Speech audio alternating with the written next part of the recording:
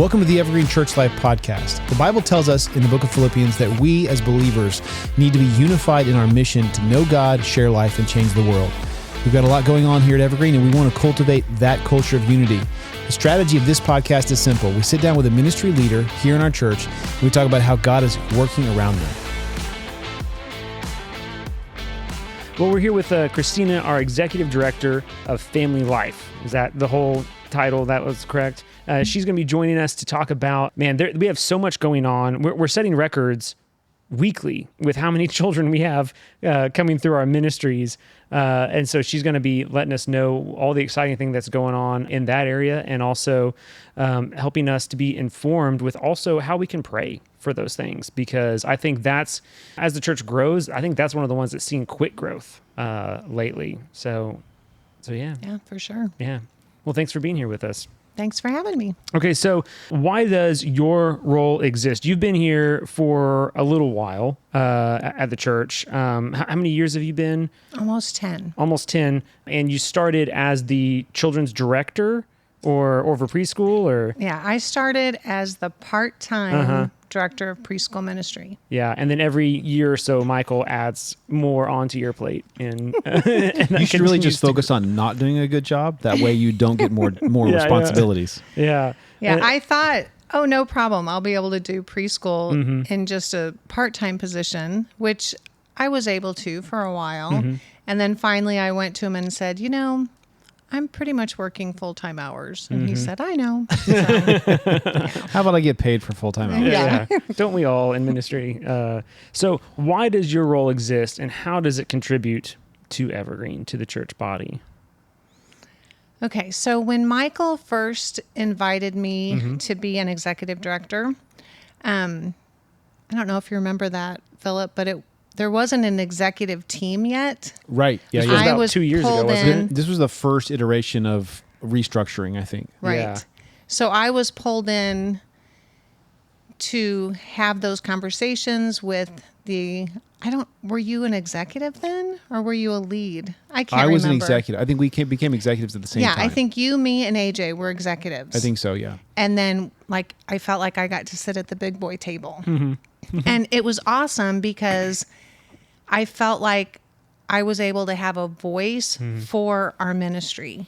Not that people didn't hear me necessarily, but decisions were being made, and the family life section of our ministry wasn't always considered. Back then, and I still think we fight it, we worked very much in silos. So it was this little ministry worked through across everything. the board, all of us were Right, kind of a right. little bit more siloed than we are now. Exactly, the whole church. And so if something was happening with facilities or even another ministry, an adult ministry, they weren't necessarily considering how that might impact the programming of the kids. So it was exciting to be part of those conversations. And I felt like, Michael's purpose in that was for us to be more efficient and for our communication to be more effective, just across the church, the whole church. So, so that's how I started. And then there's been a few different restructuring efforts. And so now I'm on the executive team. And basically what my role is I'm supposed to keep our team on track for what Michael has charged us to do, and then to act as a supporter and a mobilizer, really to keep our programming in place, but also to have some bandwidth so that I can be thinking and planning as we move forward. Yeah, vision casting for the next things. Yeah. Right. And I appreciate what you do because some people may not realize, especially if they don't have little ones, or especially, if they haven't served in your ministry or been around your ministry. I was able to go through Preschool Essentials a few years ago, and it really opened my eyes to see the methodology of how you approach your job, because a lot of people think of it as you're just babysitting. Can you talk about that and about what that mindset is? What are you trying to accomplish in both preschool and kids ministry? What does that look like? Sure. We aren't childcare workers. What? So that's the big thing. Yeah. Yeah. whole purpose in being here is for us to teach kids about the love of God and for us to encourage them so that they can actually submit to Christ and have a growing relationship with him. So all of the things that we do, we're super intentional. We do everything we can to be purposeful in our programming, in the way that we teach, even from the littlest ones. So we've set up systems in place to assure that kids are getting the word. They're actually being taught the word of God, whether they're 2 or they're 12. And then we have been very blessed. We have an amazing volunteer army, and we're able to get leaders and teachers in there who are building relationships with those kids. And so, I hear it all the time. Families, when they start coming here, they see a difference. And it's because we have committed teachers that know and believe that this is a ministry that they've been called to. So it's not babysitting. I have had conversations with people, oh, if you ever need me to fill in, if you ever need a warm body, but that's not what we're looking for. Right. We're looking for people who really have been called to teach children that are serious about their faith and that they want to instill that in our kids. And I say this a lot, our ministry really has 3 tiers. So obviously the kids, that's kind of our base. We want to make sure that they're getting the truth of God's word. But then beyond that, we've got our volunteers, right? So our directors, they have to pour into our volunteers. They have to set up systems in place so that they feel supported and equipped to get into those classrooms. And we have to build a culture where they feel like they're part of the ministry, So our directors are spending a lot of time pouring into those leaders, because a lot of anybody that serves in family life, they're giving up something of Evergreen. So if they're teaching first service, then the second service, they're going to have to decide, are they going to go to worship or are they going to go to a Sunday school? So they're giving up something, right? So we have really tried to do our best to create an environment where they feel that they have community. And so we pray together before we get started in the morning.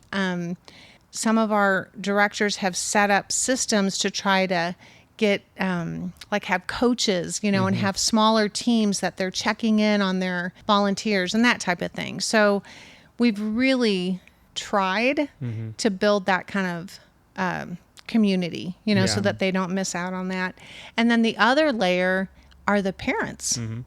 So, because a big mission of ours is to support and equip the parents, because we all believe that the parent is the main discipler of their child. This isn't drop your kid off to church so that we can get Jesus in them. Right. We're here and we want to provide quality programming, but it's the parent at home that really needs to be focusing on building that faith.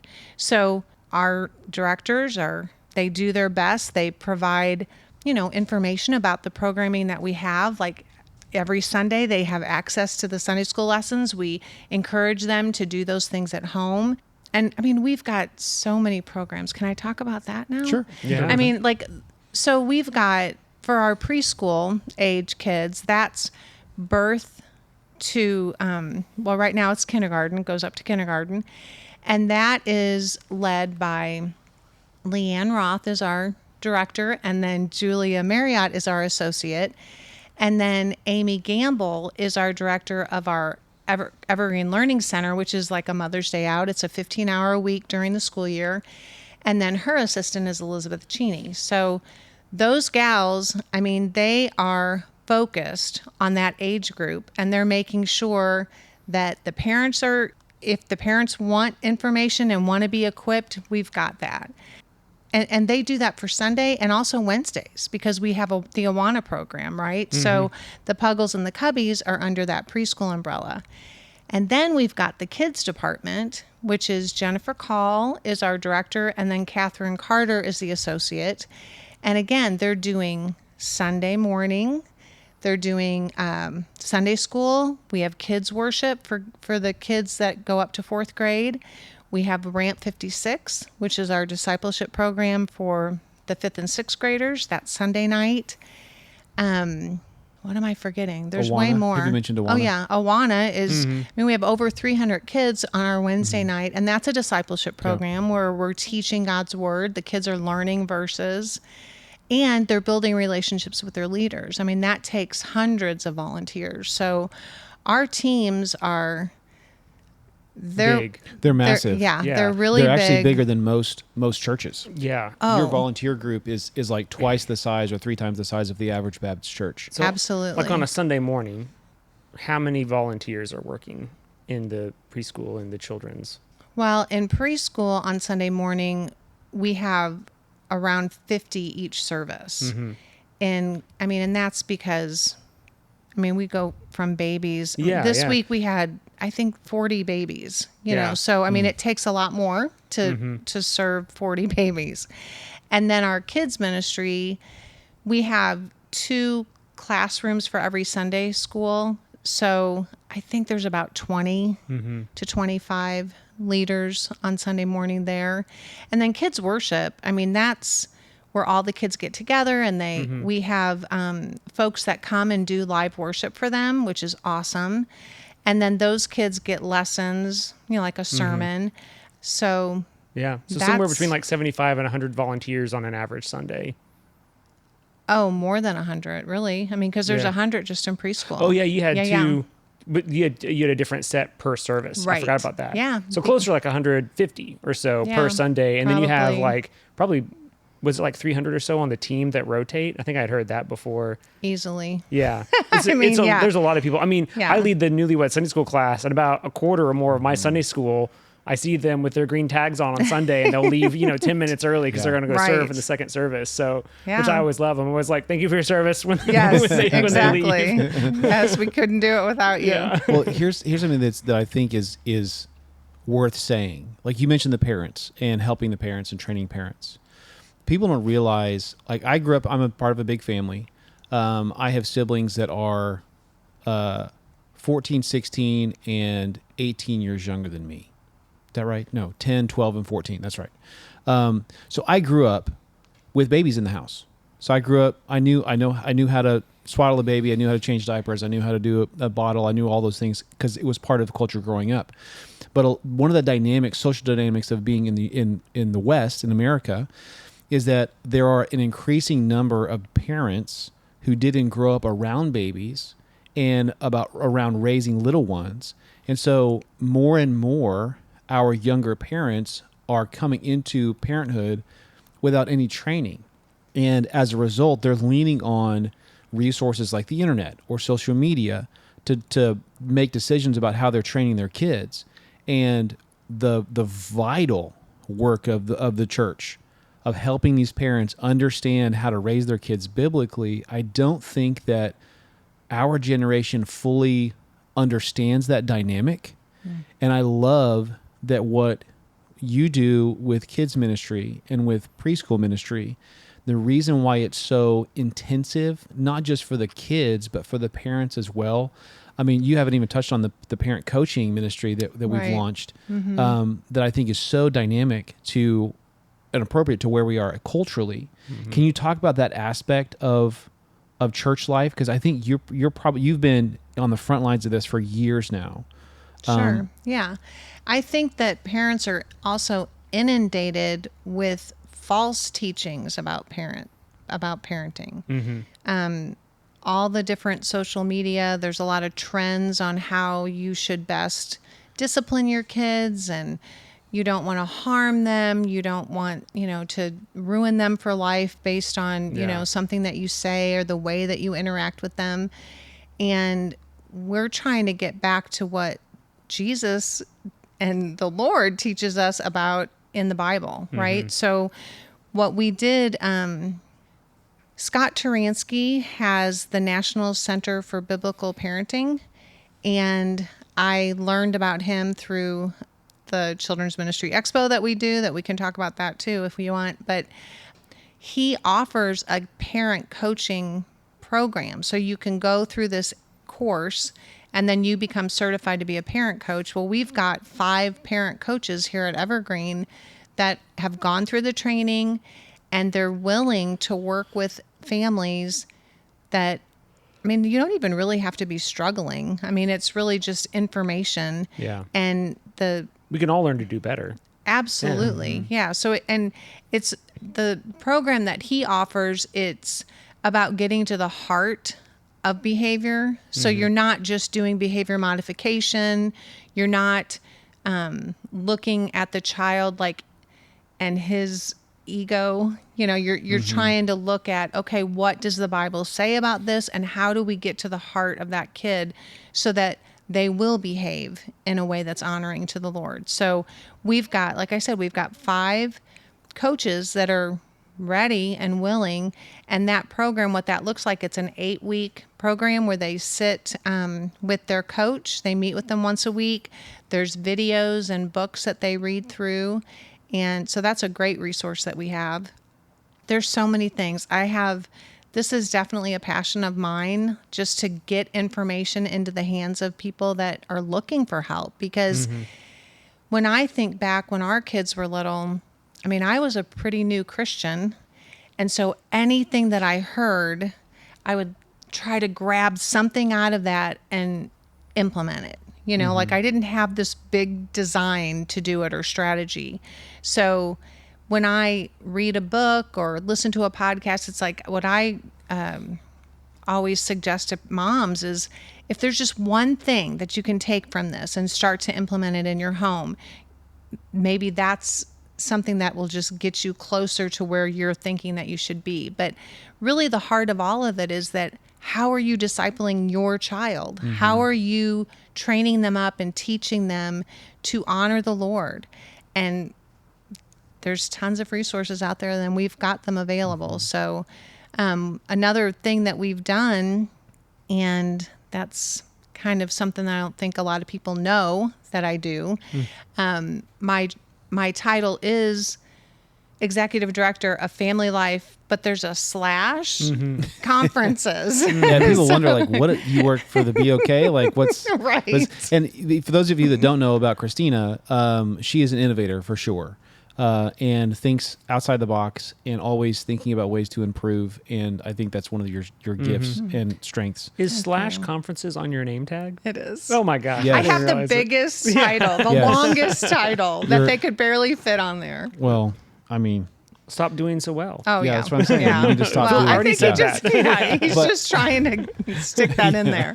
So, I think Michael's just coming up with reasons just to give you more work. yeah, there you go. But we can't talk about the Ministry Expo. So tell us a little bit about that, and kind of maybe from the aspect of, how does that play a role in what we do here at Evergreen, in just as a church and equipping parents and ministry leaders?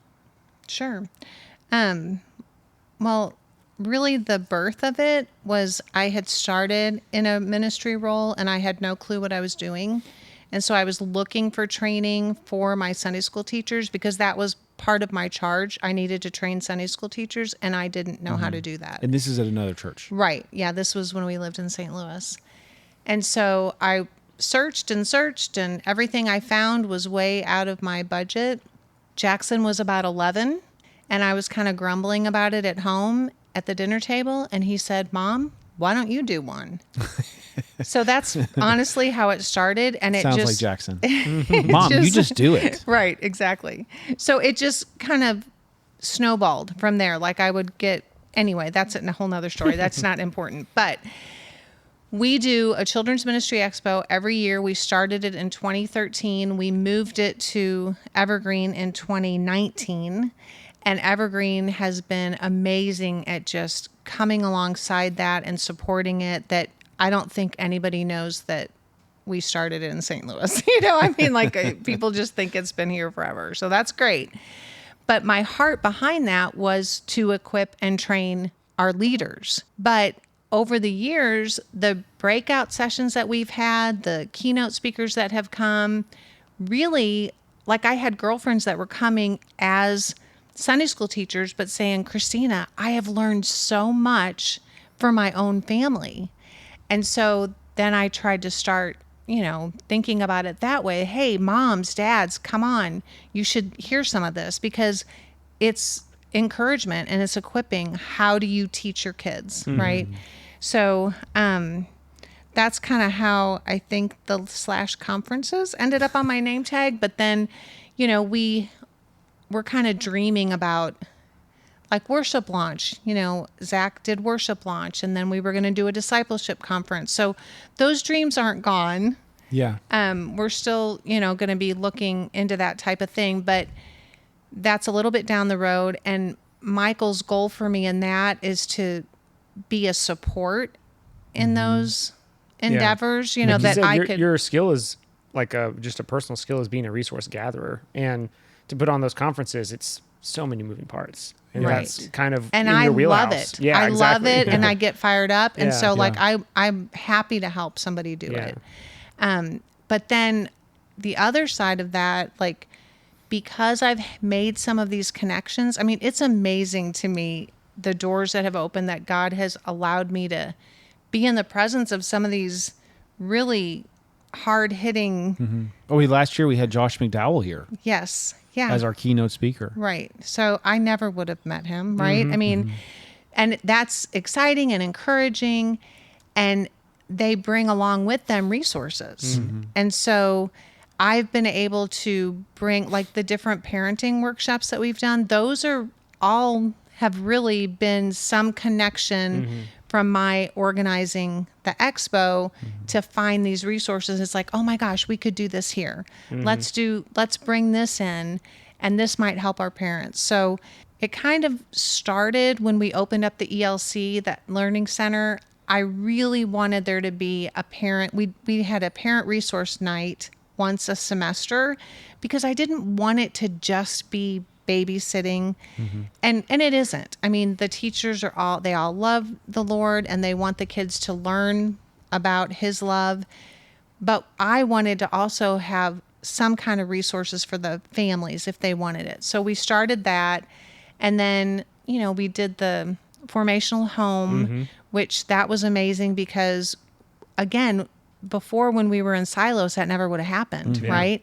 But now that we have kind of broken those down, we were able to talk, and we partnered with the adult Sunday school. So like, hey, let's plan this and coordinate so that these families are encouraged to come while their kids have programming. So that was awesome.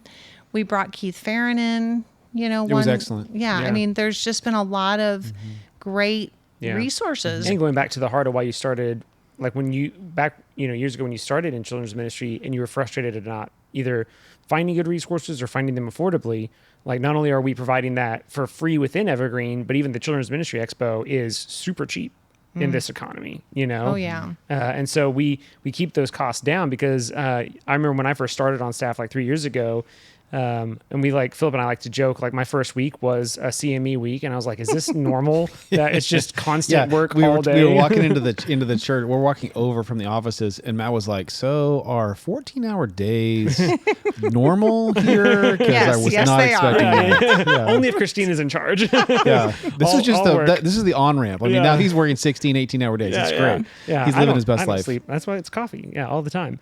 But but seeing that many people coming in, I remember hearing you and others talk about like we're equipping smaller churches, and I remember I had when I came on staff, I had just moved back to Oklahoma, and seeing churches from tiny towns I hadn't heard of, they're able to afford coming over and being equipped because we're not charging $500 for a conference. Like Right. we want them to be equipped because we want them to make tiny Right. disciples. Right. I think it comes down to we've talked about on here before that leadership is about providing resources and removing obstacles.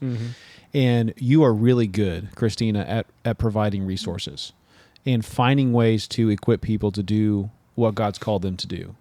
And finding ways, like we joke often, that there's some sort of an objection about something, or that we can't do this or can't do that.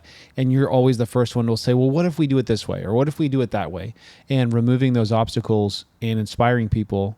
And it's encouraging for all of us to be like, no, what would Kristina do? She would find a way to make this work.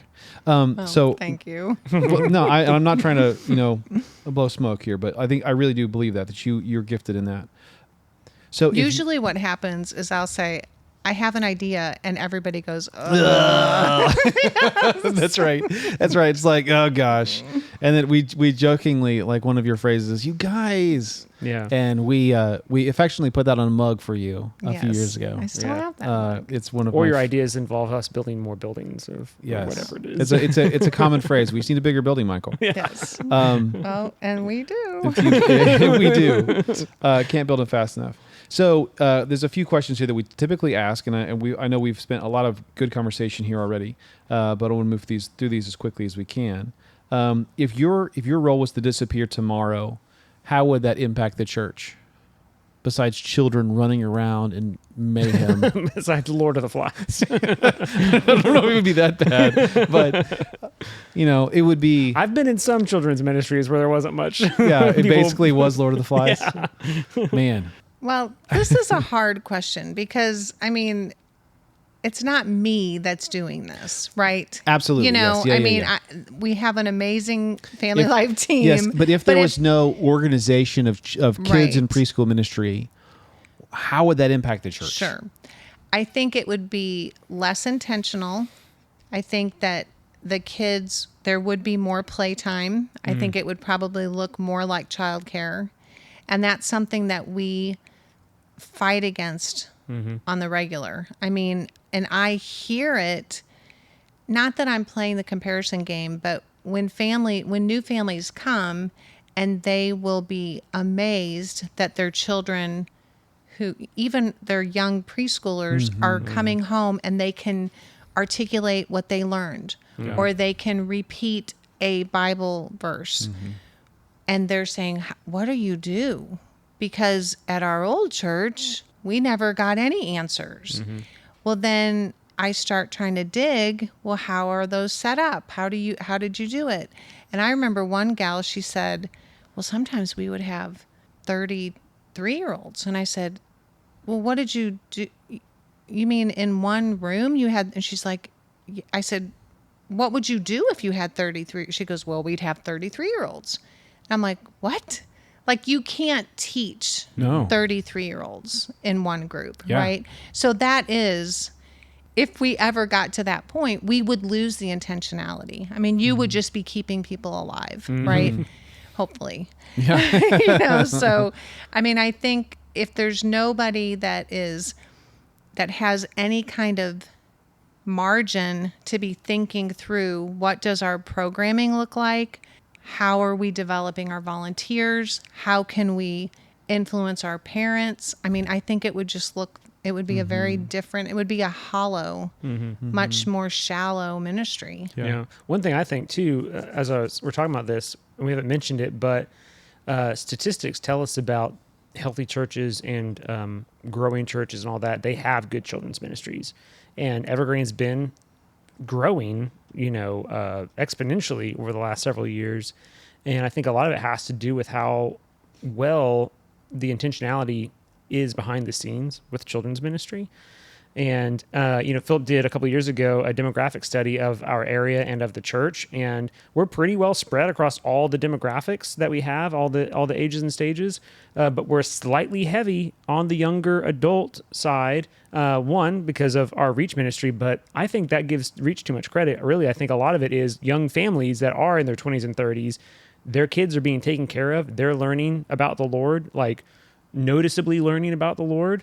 And that's why we're slightly heavy, I think, in that age demographic, is because your team takes care of our kids well, and it keeps families coming around. And it's not just because it's not flashy. We're not doing crazy stuff. We don't have all sorts of crazy things going on here. It's just because even as a kid, like, I don't remember all the crazy toys or crafts or whatever I was doing as a child, but I remember the cool sponsors, the ones that poured into me as a little kid. I remember the old ladies teaching me Bible verses when I was a little kid. And I remember the young adults that were goofing around with me. The old ladies that were like 40. Yeah, I know. The old ladies that were probably my age now that were teaching me Bible verses when I was little, or the young adults that were goofing around at kids camp, which our kids just left today for kids camp, and but I think because we put resources and intentionality in that area, I think that's part of what's making Evergreen healthy and grow.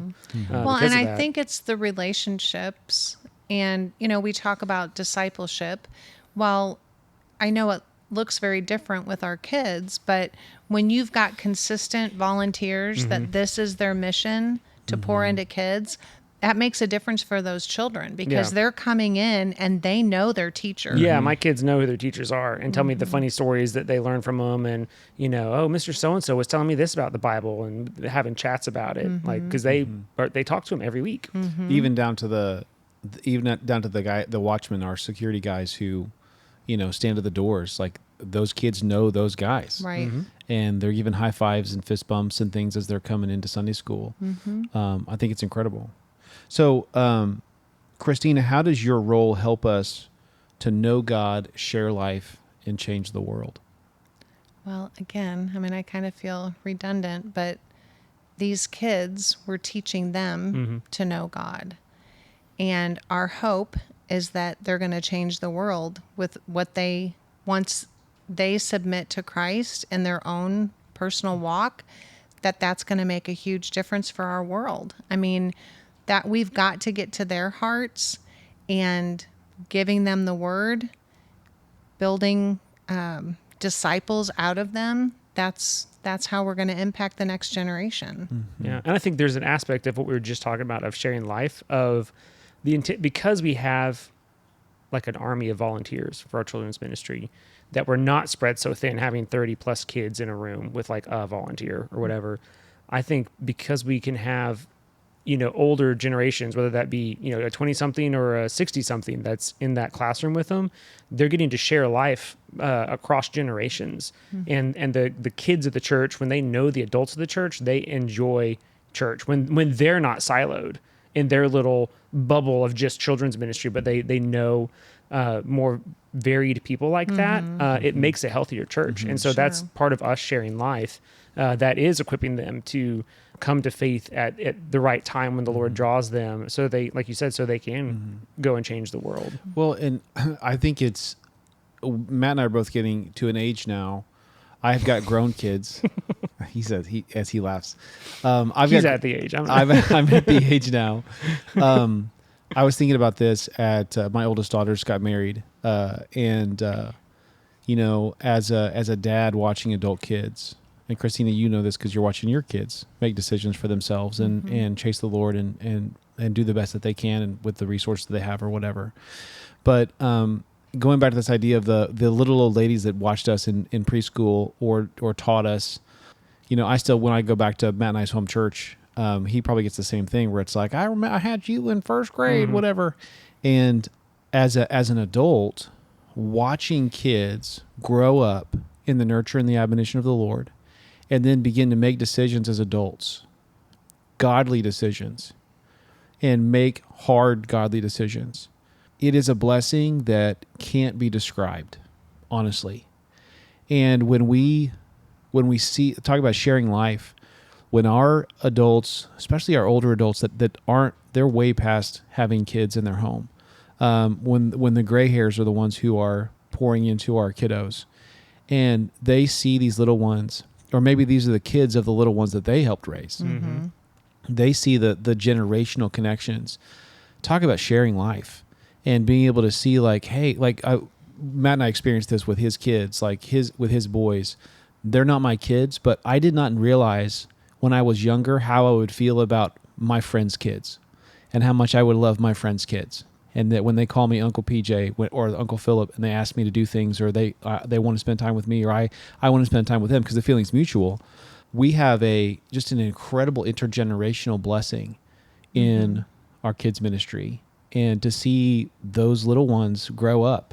And I tell our preschool in our kids ministry leaders, whenever I have the chance to pray with them on Sunday mornings, Paul tells us in 2 Timothy that it's through the example of his mother and his grandmother and them teaching him the scriptures when he was a little boy that laid the foundation for Timothy to spread the gospel with Paul. And preschool ministry is not meant to be just babysitting. It is intentional kingdom building work and laying the foundation so that they can go on and see God move in their life and make really good, godly decisions.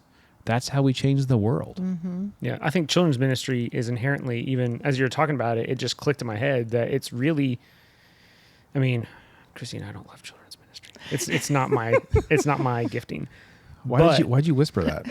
I didn't want the audience to hear me say that. But it's inherently a part of even the Shema. I was thinking about it. I was like, what is Jesus affirms that, like that is our calling. And I had to pull it up because I was like, am I thinking correctly about that? So the Shema, Deuteronomy 6:4, listen, O Israel, the Lord our God, the Lord is one. And you must love the Lord with all your heart, with all your soul, and with all your strength. And you must commit yourselves wholeheartedly to these commands that I'm giving you today. And then he goes on, verse 7, repeat them again and again to your children. Talk about them when you are at home and when you are on the road and when you are going to bed and when you are getting up. That's just that's the everyday life. Yeah. And it starts with tell your children about it. It's the macaroni and cheese. And this is morning, noon, and night, starting with your children. And I was like, that's because normally we think about it just as an adult in our own little silo of, okay, that's just my everyday life. I need to do that. But it starts with tell your children as you bring them along with you in doing those things. Mm-hmm. Morning, noon, and night, telling your children about the Lord's commands. And so I was thinking like, man, if we don't do children's ministry well as a church in the 21st century, like we're not doing even the basic commands that we affirm from Scripture. So anyways, just a little bit of preachy time there. Well, and you talk about different teachers or that you remember as a child. I don't know if you guys were in the service when we honored Miss Carol Lartigue. And Carol Horlock painted this beautiful tree, and Catherine and some of the other directors, they went around and had the kids put their fingerprint for leaves and for apples on the tree of all the kiddos that she has impacted currently, but they even went back to like parents that she had. So that was pretty awesome to even see that tree, goodness. And that this was, when you think about who Carol has touched, I mean, because she's been doing ministry for decades. Yeah. I mean, since she was a teenager, she's been serving in children's ministry. So you think about how many little lives that she's impacted just with her sweet spirit and her heart to teach them about God. So Wow. it's pretty Incredible. awesome. Well, Kristina, how can we be praying for you in your ministry and all the conferences you want to do? Really, I think the biggest prayer right now, we are seeing tremendous growth, which is awesome. And that is a sign of an incredibly healthy church. Along with it comes challenges because Michael's not going to build me another building. So we're going to we have to get really creative in how we execute ministry without losing that relationship and discipleship opportunity. So prayers for us to be thinking creatively and for us to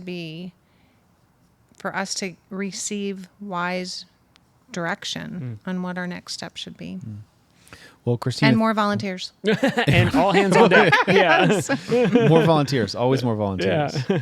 Well, Kristina, we want to thank you for coming on and for everything that you do for us at Evergreen. And I know it's made a difference in my family and Matt's family, and the generational impact is pretty incredible to see what God's doing through you and through your team. I want to remind everybody that we exist to empower our congregation to make a tangible difference in our local context. That means moving beyond just attending to truly knowing God, sharing life, and changing the world. We want everybody to see the richness of the body of Christ and how God's working around us through the ministries of Evergreen. Thank you for listening, and it helps us with the podcast if you can subscribe and also share these episodes with friends and on social media. So please help us equip the saints by helping us get the word out. For more ministry resources, for podcasts, and for sermons, please be sure to visit our website, evergreenbc.org.